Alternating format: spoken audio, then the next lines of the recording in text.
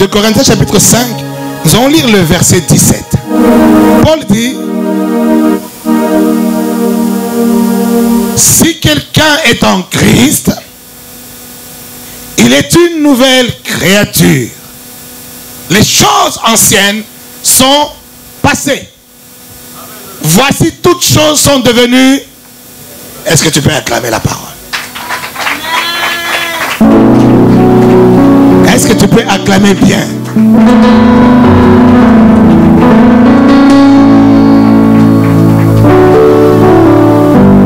Bien-aimé, il veut dire, c'est une vérité profonde.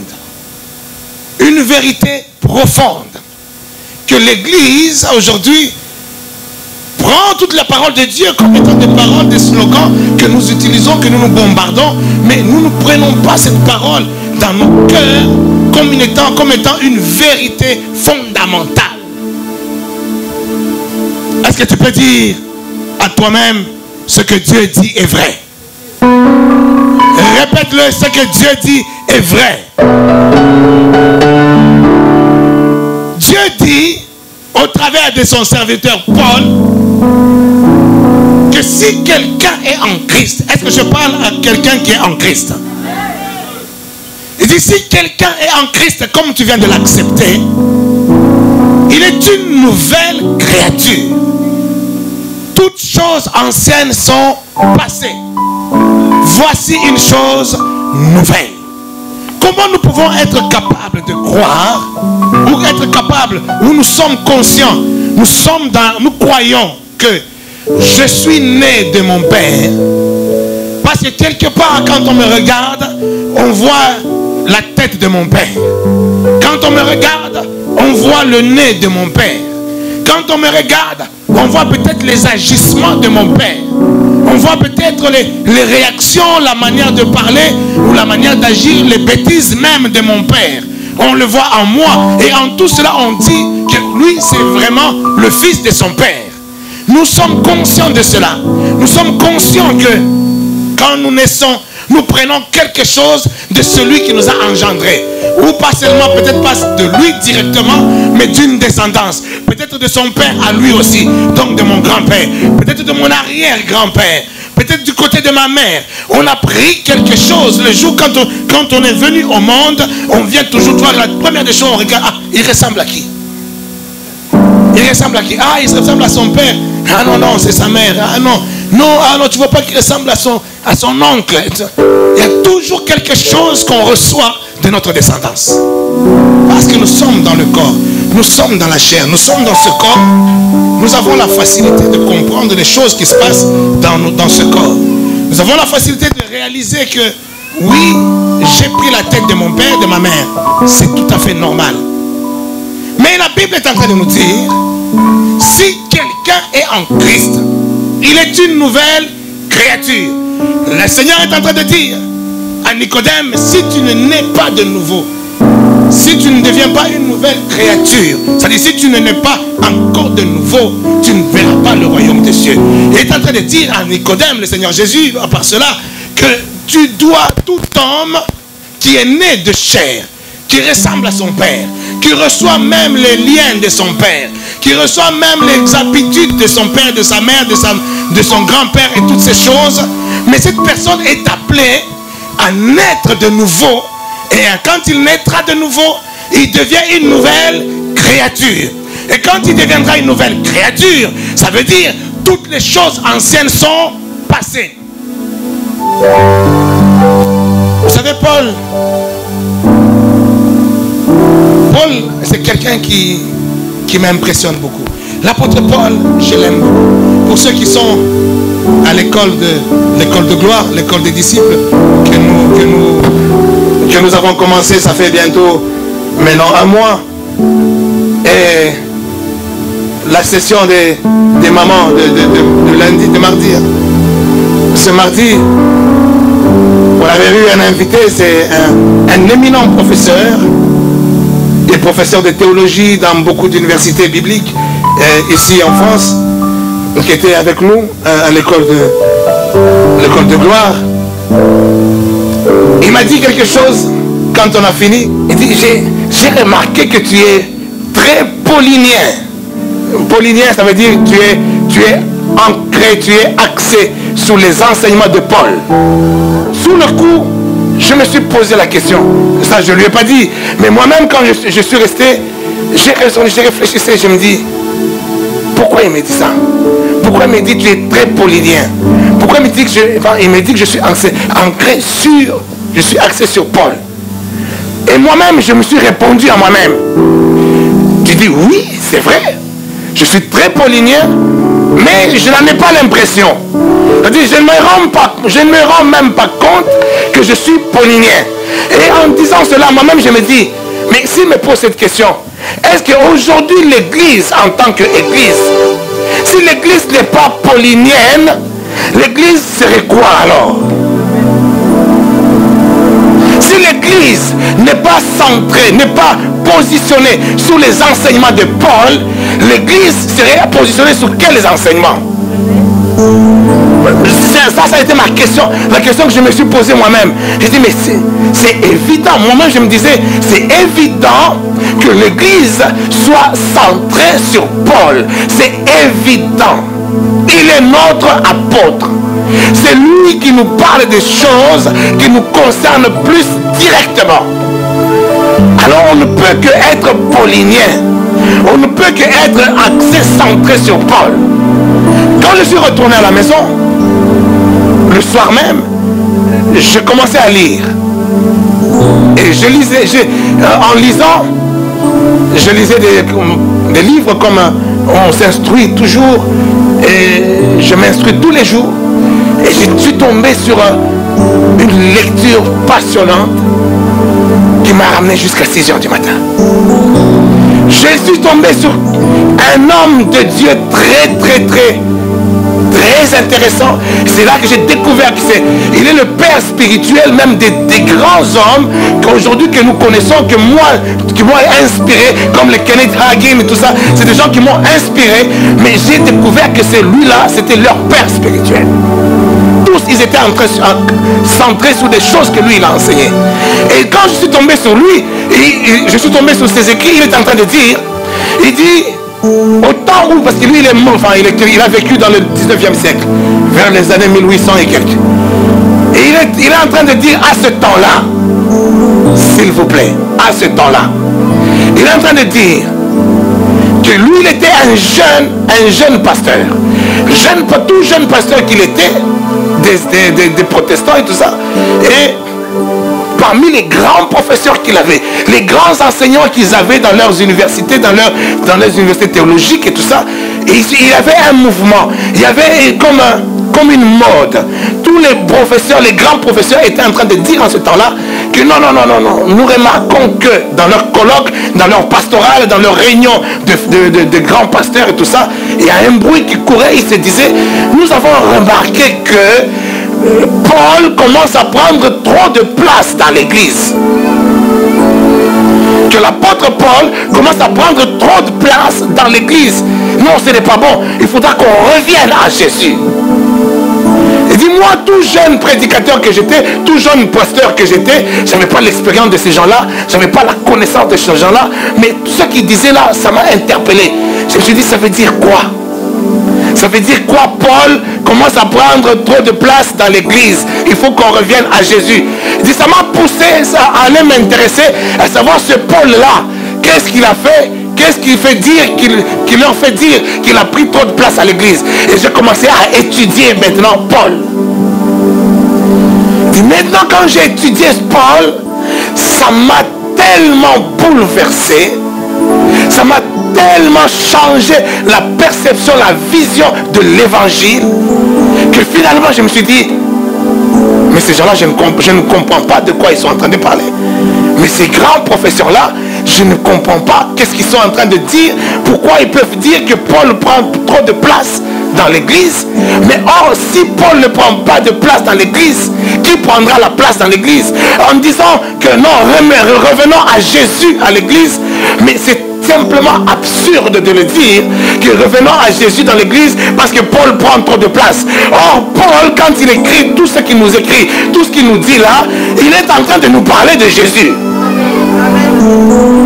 Alléluia. Qui d'autre pouvait nous parler de Jésus de la manière de Paul? Vous voyez, quand on parle aujourd'hui, c'est quand j'ai lu cela, ça m'a encore fait tellement plaisir que je me suis plongé encore dans Paul jusqu'à 6 h du matin. Tellement je n'ai même pas sommeil, tellement ça devient comme si j'étais en train de manger, je ne sais pas, des bonbons. J'aime pas trop les bonbons, mais je ne sais pas si j'étais en train de manger quoi. Tellement c'était bon. La parole, bien-aimé dans le Seigneur, c'est une très bonne nourriture. La parole, il y a tout dedans. J'entendais tout à l'heure ma maman en train de modérer, disait que nous avons, que ton mariage est dans la parole. Ta bénédiction est dans la parole. Tout ce dont tu as besoin est dans la parole. La parole, c'est la nourriture qui t'amène la bonne santé de toute ta vie, qui t'amène à être bien dans ta peau, à être joyeux dans ta vie, à être riche, à être prospère, à être complètement épanoui. C'est dans la parole. Bien aimé, même je peux te dire, la parole, elle est beaucoup plus importante que ta prière. La parole te libère. La parole va te positionner dans une maturité. Aujourd'hui, l'église, le problème de l'église, c'est justement la parole. Aujourd'hui, les gens cherchent des sensations. Ils cherchent que je sente, que je voie, que je voie les anges, que je voie ceci. Mais au lieu de venir à la parole, c'est la parole qui est la solution à toutes choses. Quand je lis cet homme, ça m'a tellement fait plaisir. Je dis, mais oui, je réaffirme encore, je suis paulinien. Alléluia. C'est tout à fait naturel que Paul puisse m'enseigner tout. C'est tout à fait naturel. C'est ça, vous savez, l'église aujourd'hui, il y a même des prédications qui sont venues en l'église, qui sont venues détruire ou rabaisser l'église, descendre l'église sur le niveau que l'église devait être aujourd'hui. Quand on prêche même de la foi, quand on parle même de la foi, beaucoup de prédications de la foi qu'on a prêchées, ce sont des prédications qui, au lieu d'amener l'église dans la foi, mais ils ont amené l'église dans le doute, dans l'incrédulité. Justement, Paul est en train de dire une chose.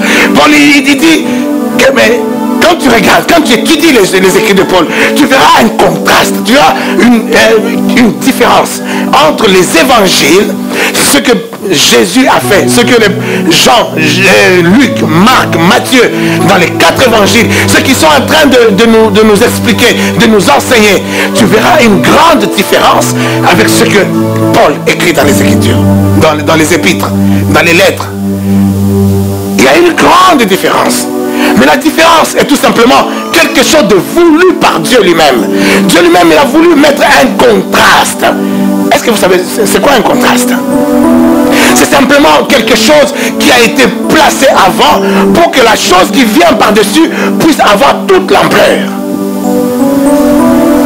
Si tu veux prendre une photo, quelqu'un comme moi avec ma teinture et tout ça, si je vais prendre, on veut me prendre une photo de shooting, tout ça, on va peut-être choisir un fond, selon ce que je m'habille. Si je suis habillé en noir, on va choisir un fond blanc pour que les couleurs de mes habits sortent. Ça fait le contraste. Donc le blanc là va faire le contraste de ce que moi je porte, le contraste de ma peau qui est noire, ça va bien ressortir. Et pour cela, il faut mettre un fond qui sert de contraste. Là, les évangiles, Dieu lui-même a donné ces évangiles pour que ça puisse nous servir de fond. Le fond, la base de la connaissance, la base du tableau, pour que ce qui viendra maintenant par-dessus puisse être mis en lumière, pour que ça fasse contraste, que nous voyons bien clairement ce qui est venu par-dessus. Et ce qui est venu par-dessus, c'est justement ce que nous voyons à partir des actes des apôtres, les épîtres de Paul, jusqu'à l'Apocalypse. Dont les évangiles ont servi comme dirait quelqu'un, de soubassement ou tout simplement de fond pour peindre par-dessus ce qui doit être imprimé dans le cœur de l'église. Quelqu'un peut me dire amen? Tu as le droit de ne pas me dire amen parce que je sais que tu n'as pas encore bien compris, mais tu vas comprendre. Alléluia. Les évangiles, quand on voit dans les évangiles, on voit que le Seigneur Jésus, lui-même, il est en train d'exhorter plusieurs fois. Dans Marc, tu verras, dans Matthieu, il est en train d'exhorter plutôt les Juifs à croire. Il dit, croyez. Homme de peu de foi. Ouais, ce sont des termes qu'il utilisait. Il dit, vous devez croire. Croyez en Dieu. Croyez en fait, il est préparé en plus à ce qu'ils puissent croire. Mais il parlait aux Juifs qui n'avaient pas encore cru. Alléluia. Nous n'avons pas aujourd'hui, si je suis en train de vous parler, si je suis en train de prêcher à l'église, la prédication que je dois prendre, ce n'est pas une prédication de te dire, frère, sœur, tu dois croire. Parce que tu es censé déjà être croyant. Si tu es à l'église, c'est que tu as déjà cru. Est-ce que quelqu'un me comprend? Tu as déjà cru. Je ne dois pas venir te dire encore, frère, crois. Ça ne te changera rien. Ce que je dois faire, en tant que prédicateur de la bonne nouvelle, en tant que celui qui est paulinien, en tant que celui qui vient mettre sous le soubassement, sous le fond qui a été préparé par Dieu lui-même dans les évangiles, pour que cela puisse ressortir, je dois t'amener maintenant à te dire que tous ceux qui sont en Christ sont une nouvelle créature. Toutes choses nouvelles sont, toutes choses anciennes sont passées, toutes choses est devenues. Donc les liens que tu avais, les liens des parents, les liens des ancêtres, les liens de je ne sais pas qui, les liens même d'Adam qui étaient en toi sont passés. Je te le dis. Et toi, c'est à toi maintenant de savoir, à toi en tant que quelqu'un qui est déjà croyant, tu vas comprendre parce que je suis en train de te dire que je suis déjà dans la foi. Car avoir la foi, bien-aimé dans le Seigneur, tu ne peux pas avoir la foi en quelque chose que tu as déjà. On a la foi dans quelque chose qu'on n'a pas. Alléluia. Mais tu as déjà Jésus. Tu es déjà une nouvelle créature. Donc tu as déjà cru. Mais pourquoi je viens de te dire encore, frère, il faut que tu crois? Ça n'a pas de sens. Ça n'a pas de sens. Mais quand nous sommes tellement même enseignés sous des bases de l'évangile qui était qu'un soubassement. Vous savez, quand tu étudies les évangiles. Est-ce que je suis en train de te parler à l'université? Je suis en train de parler à l'université de Christ ou pas? Bon, ok, je vais parler comme à des universitaires. Je vais parler aussi comme à des maternelles. Est-ce que vous êtes d'accord avec moi? Je vais monter et puis je vais faire descendre, je vais faire yo-yo. Comme ça, et tout le monde sera servi. Quand vous lisez les évangiles, vous allez comprendre que dans les évangiles, quelqu'un comme Jean, qui écrit l'évangile de Jean, l'évangile de Jean, c'est un évangile qui a été écrit autour des années 90-110, donc à peu près 70 ans après la mort de notre Seigneur, la résurrection de notre Seigneur Jésus. Or, quand tu lis certains épîtres, les épîtres de Paul, ce que Paul a écrit, il y a des épîtres comme les épîtres thessaloniciens, ils ont été écrits 50 ans après la mort de notre Seigneur Jésus.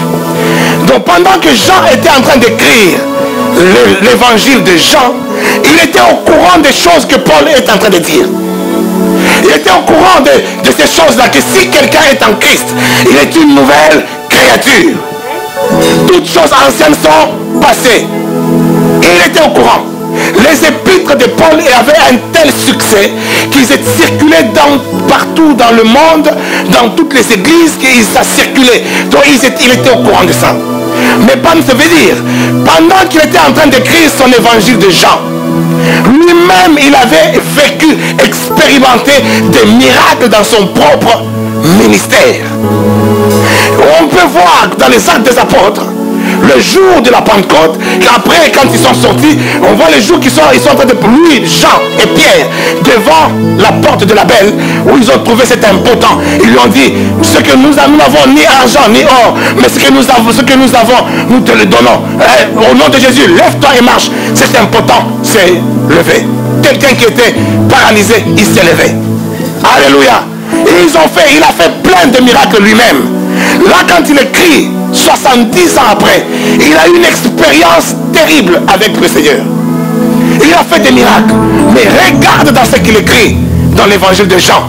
Il ne fait mention d'aucun miracle que lui, il a fait. Il ne fait mention de rien du tout de tout ce que Paul il a écrit. Il n'écrit que ce que Christ a fait. Ce que Jésus a fait. Bien aimé, je ne sais pas si vous réalisez ça. Je suis en train d'écrire mon livre, mais je peux vous dire avec quelle difficulté je suis en train de l'écrire. Parce que chaque fois, je trouve toujours des choses à rajouter dedans. Je trouve qu'il faut que je corrige, il faut que je m'aide. Là-dedans, des fois, je me dis, ah, ça, c'est un peu trop mon expérience, il faut que je change. Moi, je n'ai pas parlé de cette expérience, il faut que je mette cette expérience. Tu ne peux pas écrire avec l'expérience que quelqu'un comme Jean a eue.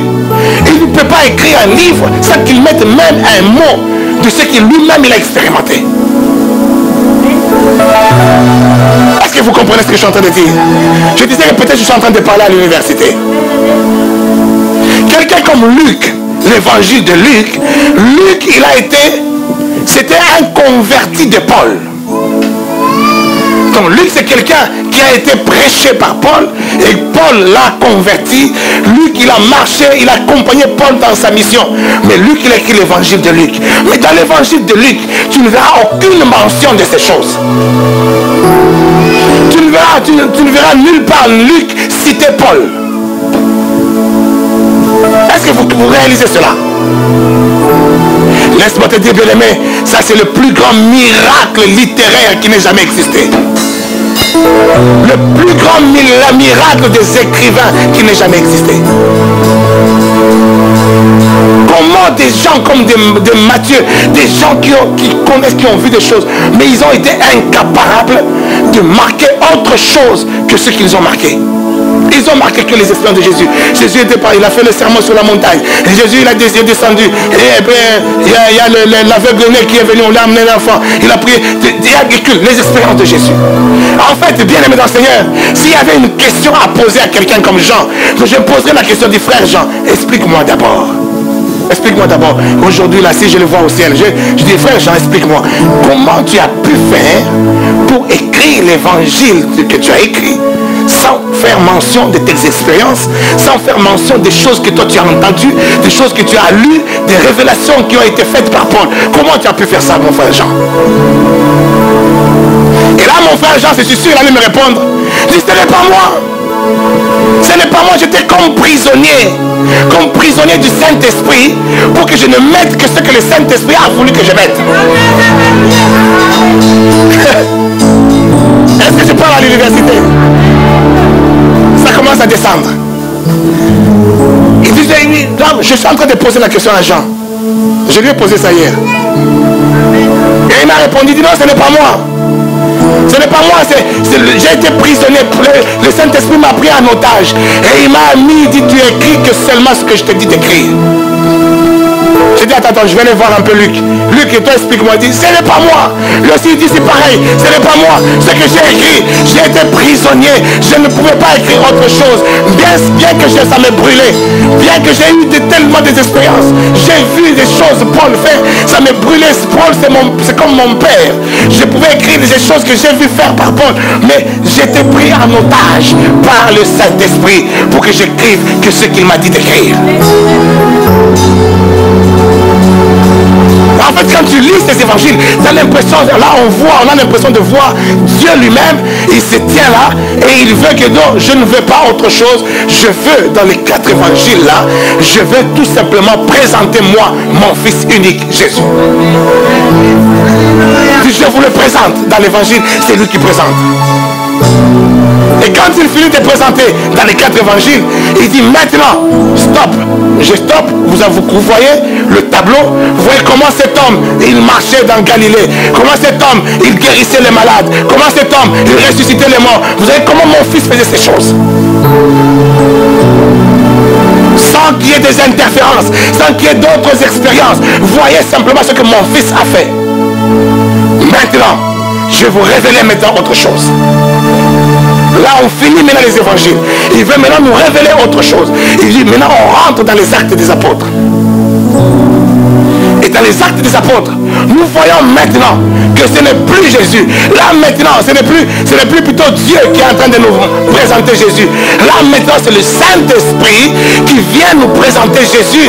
Mais il vient nous présenter Jésus au travers de la puissance, au travers des choses que Jésus faisait. Ces mêmes choses commencent à se faire entre les mains des apôtres, entre les mains de ses disciples. Ils opèrent de la même manière. Il dit maintenant, je suis en train de vous présenter Jésus, mais au travers de ces hommes. Alléluia. C'est pour cela, bien-aimé dans le Seigneur, que tu verras que tous ces gens-là, dans le premier siècle de l'Église, ils avaient une telle assurance, ils avaient une telle foi. On n'avait pas besoin de leur dire, hé, la foi, mon frère, il faut que tu croies, il faut que tu... Non. C'est-à-dire, c'est pour ça qu'ils opéraient des grands miracles. Ils marchaient avec l'autorité en eux. C'est pour ça que tu pouvais voir ces gens-là, quelqu'un comme Pierre, être capable même de donner la mort à quelqu'un. Tellement l'autorité est en lui, tellement qu'il sait que c'est Christ qui est en moi. Il n'a pas besoin qu'on lui explique cela. Il n'a pas besoin qu'on l'enseigne cela. Parce qu'il a vécu lui-même et il se sent lui-même investi d'une autorité. À tel point que quelqu'un vient, il lui ment à lui. Il dit, mais pourquoi tu me mens? Et la personne, paf, tombe, meurt. Quelle terrible puissance. Quel terrible pouvoir. Est-ce que vous êtes en train de vous rendre compte de ça? Est-ce que l'Église se rend compte de ça? Ces gens-là, ils sont de la même nature que nous.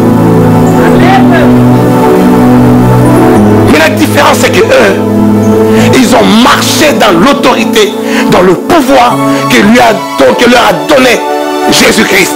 Et leur donné Dieu au travers de Jésus. Et nous, aujourd'hui, nous avons reçu le même pouvoir que ce que Dieu nous a donné au travers de Jésus que nous avons reçu quand nous avons cru en lui. Et ce pouvoir aujourd'hui, nous ne l'utilisons pas. Parce que nous ne sommes pas conscients de cela. Nous ne sommes pas conscients que l'autorité de Christ est en nous. C'est pour ça aujourd'hui on peut commencer à prêcher. On va prêcher les démons, on va prêcher les liens, on va prêcher les malédictions. Parce que nous ne comprenons pas réellement qu'est-ce qui s'est passé. Ce que Paul est en train de dire. Quand nous sommes devenus une nouvelle créature comme Jésus-Christ, toutes choses anciennes sont... Mais même quand on est en train de... Vous savez, nous sommes en train de parler de la délivrance depuis un certain temps. Mais je disais encore, je pense le jeudi, que ce que nous parlions de la délivrance jusqu'à présent, j'avais mis d'abord un tableau. J'avais posé d'abord le soubassement. J'avais posé d'abord le fond pour mettre un contraste par-dessus. Pour que tu réalises, tu comprennes maintenant l'autorité que tu as. Que tu comprennes d'abord que le monde a été, le monde depuis le commencement, a été sous des liens. Les liens de famille, les liens ancestraux, les liens adamiques, tous les liens possibles, toutes les malédictions possibles, ils ont un impact dans la vie de quelqu'un, ils ont un impact dans la vie de quiconque. Maintenant, bien-aimé Seigneur, pour que tu comprennes encore bien, tu réalises encore bien, quand tu es né, je disais tout à l'heure, tu as reçu le père, le nez de ton père, de ta mère, ou de je ne sais pas qui, il y a qu'un lien familial qui est là corporellement parlant, charnellement parlant, tu peux le voir. Même dans le caractère, tu verras quelqu'un, son caractère, c'est vraiment le caractère de sa mère, ou de son grand-père, ou de sa grand-mère. Même dans toutes ces choses que nous faisons, nous voyons cela. Mais bien aimés dans le Seigneur, cela est une réalité charnelle.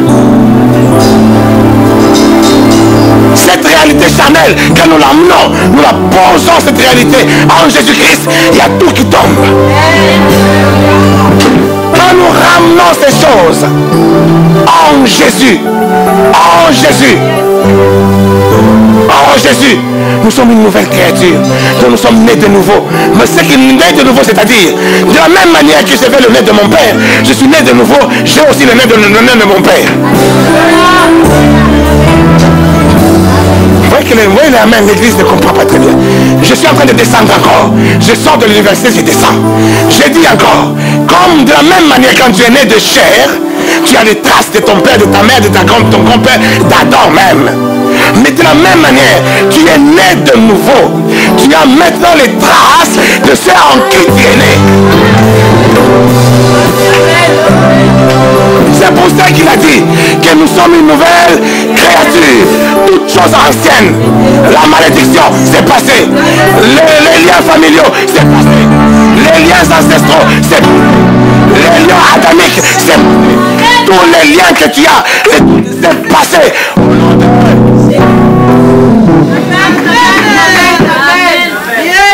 Bien-aimés dans le Seigneur, ces choses-là, si tu ne comprends pas, c'est ce que je dis encore, je disais, je vais les rappeler encore.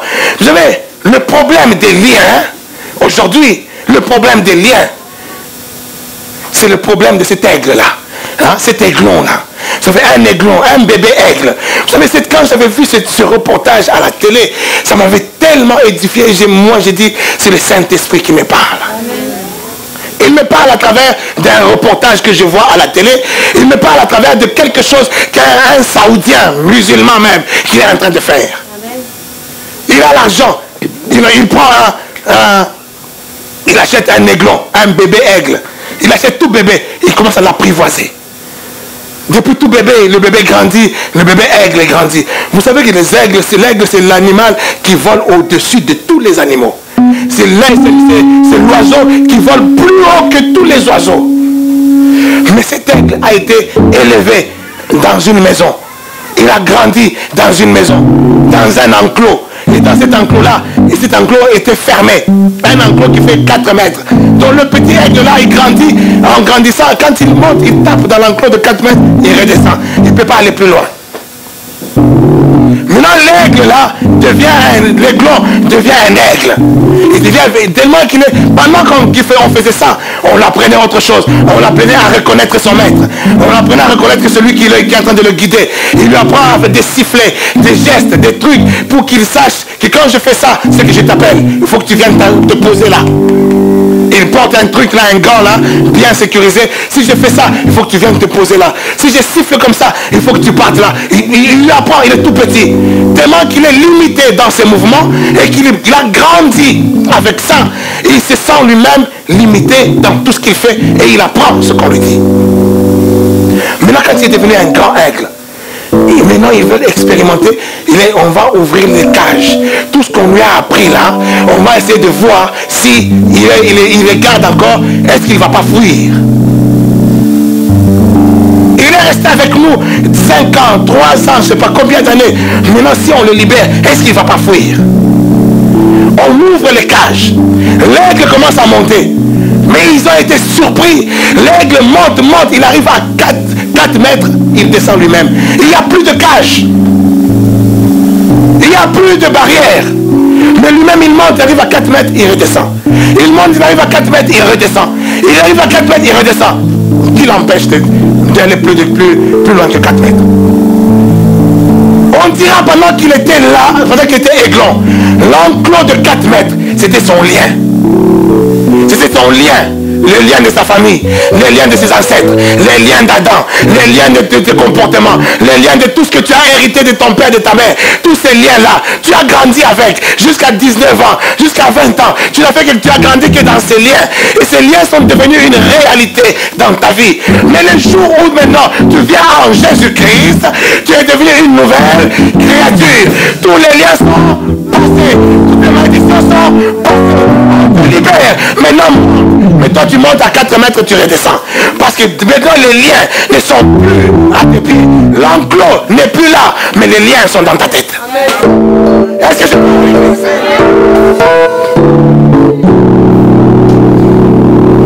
Je disais que je suis redescendu, mais les amen m'inquiètent.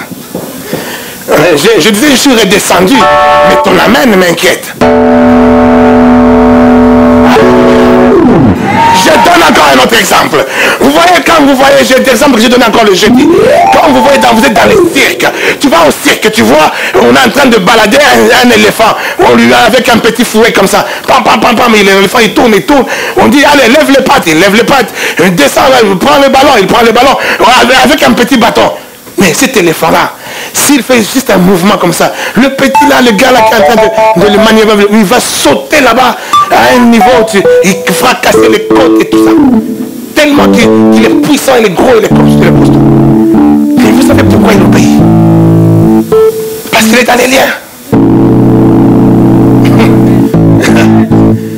Il est dans les liens. C'est pour ça qu'il obéit. Je veux dire, tu as déjà été libéré, mais tu ne sais pas que tu as été libéré. Pour toi, tu es encore dans les liens. C'est pour cela que tu vis certaines choses qui se passent dans ta vie, parce que pour toi, tu es encore dans les liens. L'éléphant, on le prend petit, un éléphanteau. On commence à le nourrir. On lui met une chaîne au pied. Pendant toute son enfance, il sait que non, je ne peux pas aller plus loin que ce périmètre-là parce que j'ai une chaîne au pied. Il essaie de se libérer de la chaîne. Il ne peut pas se libérer de la chaîne. Il ne peut pas se libérer de la chaîne parce que la chaîne le limite. La chaîne le limite dans ses mouvements, le limite dans ses capacités parce qu'il est encore un bébé éléphant. Le problème des chrétiens aujourd'hui, ce n'est pas les démons. Dis à ton voisin, les démons ne sont pas en cause. Non, dis à ton voisin, Satan n'est pas en cause. Dis encore, Dieu n'est pas en cause. Le problème des chrétiens aujourd'hui, c'est qu'ils ne sont pas encore matures. Ils ne grandissent pas. Ils n'ont pas la connaissance. Ils n'ont pas la parole. Ils ne savent pas ce qu'ils sont. Ils ne connaissent pas l'identité qui est en eux. Cet éléphant-là ne connaît pas son identité encore vraiment d'éléphant. Parce qu'il est encore petit. Et en étant petit, avec la corde, il essaie, il le fait, ça ne passe pas. On le laisse là, on lui apprend, on le frappe, on lui dit des choses, il commence à apprendre, mais il grandit, il grandit. Quand il devient maman éléphant ou papa éléphant, un gros éléphant, donc il n'y a plus aucune chaîne qui peut tenir. Oh. La même chaîne qui le tenait là. Si l'éléphant c'est systématiquement fait, boum, la chaîne saute. Il est devenu tellement costaud, tellement fort, que s'il décide de pas, il brise les chaînes. Mais celui qui le maintient, celui qui était son maître, celui qui le gardait en captivité, celui qui le gardait en esclavage, celui qui le gardait dans les liens, il a fait un travail depuis son enfance, à tel point que quand il grandit, il enlève la chaîne.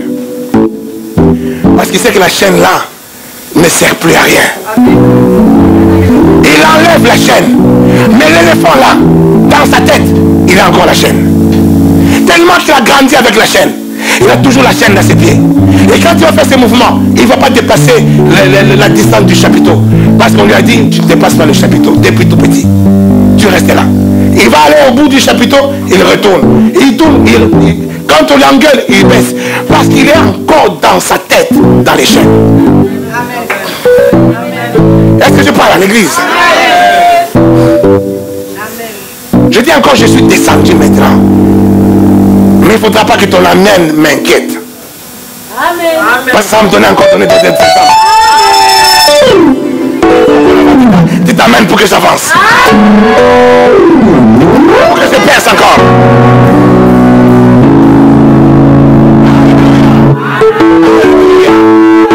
Le problème, ce ne sont pas les liens. Le problème, ce ne sont pas les malédictions. Le problème, c'est que toi, tu ne connais pas encore quelle est ton identité. Tu ne sais pas ce qui est en toi. Et il dit, si quelqu'un est en Christ, est une nouvelle créature. Les choses anciennes sont... Mais toi, tu le dis, tu le parles, tu le proclames, et tu connais même le passage par cœur. Mais tu ne l'as pas, tu ne le vis pas. Parce que toi, tu es toujours conscient. Non, il faut qu'on chasse les démons. Est-ce qu'à cet éléphant-là, il faut qu'on lui chasse les démons? Est-ce qu'à cet éléphant, il faut qu'on lui chasse les démons? Est-ce qu'à cet aiglon-là, ou à cet aigle-là, il faut qu'on lui chasse les démons? Mais vous savez ce que le Saoudien, il avait fait dans le reportage? Quand il a compris que l'aigle-là, il s'arrêtait à 4 mètres, il redescendait. Il a compris. En fait, ce qu'il a compris, il a compris maintenant l'évangile de Paul. Enfin, je suis en train de... C'est un musulman, il ne connaît même pas Paul. Je sais ce que j'espère, tu me comprends. Il a compris. Aujourd'hui, on va dire, oui, tu sais, ah non, le prophète là, il prêche la prospérité. Et il prêche tout ceci. Aujourd'hui, l'église veut que nous puissions prêcher les péchés. Que nous puissions prêcher les liens. Que nous puissions prêcher les démons. Que nous puissions prêcher la délivrance. Mais nous sommes déjà délivrés. Parce que quand tu es en Christ, toutes choses anciennes sont.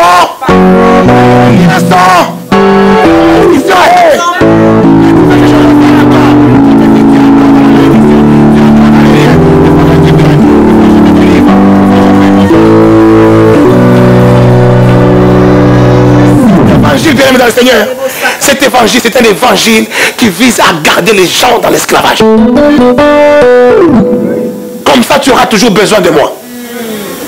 Quand tu viendras encore, je te prends encore les mains. Je dis, les démons de ta mère, les démons de ton père, quitte. Et puis quand tu tombes, tu dis, ah, je suis tellement tombé, là, je suis délivré. Mais tu n'es pas délivré. En fait, tu n'es pas délivré dans ta tête. Tu es déjà délivré, mais dans ta tête, ce n'est pas la prière qui va te délivrer. Pour que tu sois délivré maintenant dans ta tête, c'est ce qu'on appelle le renouvellement de l'intelligence. Le renouvellement de l'intelligence. Là, parce que jusque-là, tu es sous la dictature de ton cerveau. Ton cerveau a imprimé, il a imprimé des choses que tu étais dans les liens, des choses, là tu vois, regarde dans ta famille, il n'y a personne qui est marié, regarde dans ta famille, tout le monde, ton père avait je sais pas, avait le diabète, ta mère aussi, ton oncle, ton grand-père aussi avait, toi aussi obligé tu vas avoir, et tout ça, c'est des choses que le cerveau est en train d'enregistrer. Maintenant le cerveau devient ton dictateur. C'est le cerveau qui te dicte maintenant ce que tu dois faire, ce que tu ne dois pas faire. Et toi, tu es sous la dictature du cerveau. Je dis à l'église, sors de la dictature du cerveau. Je dis, sors de la dictature du cerveau. Sors de la dictature de l'Esprit de Dieu. Sors de l'Esprit de Dieu. Alléluia. Alléluia. Aujourd'hui, tu vois, quelque chose doit s'ouvrir dans ta compréhension. Tu vas te dire, ce que Dieu dit est... Il dit ainsi, dès maintenant, nous ne connaissons personne selon la chair. Dès maintenant, nous ne connaissons personne selon la chair. Alors quand les gens disent la chair, tout de suite nous voyons le péché. Tout de suite nous voyons l'adultère, l'impudicité, le vol et la chair. Alors toi tu es dans la chair charnelle. Charnelle, on croit que charnelle c'est tout simplement histoire de péché. Oh, bien aimé dans le Seigneur, tout ce qui est charnel n'est pas péché. Mais tout ce qui est péché est charnel. C'est deux choses différentes. Et il dit maintenant nous ne regarderons plus quelqu'un comme dans la chair. Parce que Christ lui-même, il dit si nous avons connu Christ selon la chair, donc nous avons connu Christ selon la chair, selon le corps charnel qu'il avait. Maintenant, nous ne le connaissons plus. Ou maintenant, nous ne le connaissons plus de cette manière-là. Qui a vu Christ ici? Qui a vécu avec Jésus ici? Qui a connu Jésus dans la chair ici? Mais tu le connais comment? Et maintenant nous connaissons. Quand il est en train de parler, il est en train de parler aux Corinthiens, aux gens de l'époque. Paul était contemporain de Jésus. Il a vécu au temps de Jésus. Donc au temps où il est en train de dire ces choses, il y a des gens qui ont vu Jésus face à face. Il y a des gens qui ont vu Jésus en chair et en os. Il est en train de dire, si vous avez connu Jésus dans la chair, maintenant nous ne connaissons plus de cette manière-là. Ça veut dire, on n'a pas vu Jésus, on n'a pas touché, on n'a pas palpé. Nous le connaissons comme pareil que vous. Nous le connaissons de la même manière que vous. Mais nous ne le connaissons pas selon la chair, nous le connaissons selon l'esprit. Pour le connaître selon l'esprit, c'est parce que nous sommes devenus des hommes spirituels. C'est parce que nous sommes nés de nouveau. C'est parce que la nature ancienne, charnelle, malédiction, lien et tout ça sont déjà passés. Maintenant, nous sommes une nouvelle créature. Nous sommes des créatures spirituelles. C'est pour ça que nous connaissons Jésus comme vous le connaissez. Mais nous le connaissons comme étant des hommes spirituels et comme étant un homme spirituel. C'est comme ça qu'il commence. Il commence par mettre ce tableau-là en disant, nous connaissons Christ comme des hommes spirituels. Et il descend. C'est là qu'il dit, toutes choses anciennes sont passées. Celui qui est en Christ devient une nouvelle créature. Vous voyez les liens? C'est ce qu'il est en train d'expliquer. Il est en train de faire comprendre que tu n'es plus un homme charnel. Et tu ne dois plus regarder les sœurs, les frères, l'église, le pasteur. Tu ne dois plus le regarder dans une manière charnelle. Tu dois le regarder maintenant d'une manière spirituelle. C'est pour ça que nous nous appelons frères, sœurs. Nous ne sommes pas frères, sœurs dans le sang. Parce que dans le sang, mes frères et mes sœurs sont au Congo. Mes frères et mes sœurs sont je ne sais pas où. Mais dans l'esprit, nous pouvons nous appeler frères, sœurs. Parce que nous ne nous regardons plus avec des yeux de chair, mais nous nous regardons avec des yeux d'esprit. Quelqu'un peut dire amen? Alléluia. Quand maintenant tu peux juger les choses comme étant un homme spirituel et pas un homme charnel, tu commences déjà à rentrer petit à petit dans l'autorité que avaient les pierres, que avaient les gens qui pouvaient se tenir. Quelqu'un même lui vient tromper, lui mentir, la personne tombe raide mort. Est-ce que quelqu'un me comprend? Amen. Vous savez qu'aujourd'hui, il se fait beaucoup moins de miracles aujourd'hui que dans ce temps-là. Je parle de miracles parmi les chrétiens, parmi les enfants de Dieu. Parce qu'aujourd'hui, on nous a amenés dans des évangiles, des liens, des malédictions, des choses qui nous ramènent à nous dire, oui, nous sommes encore sous Adam. Alors que nous ne sommes plus sous Adam, nous sommes maintenant sous l'Esprit de Dieu. Amen.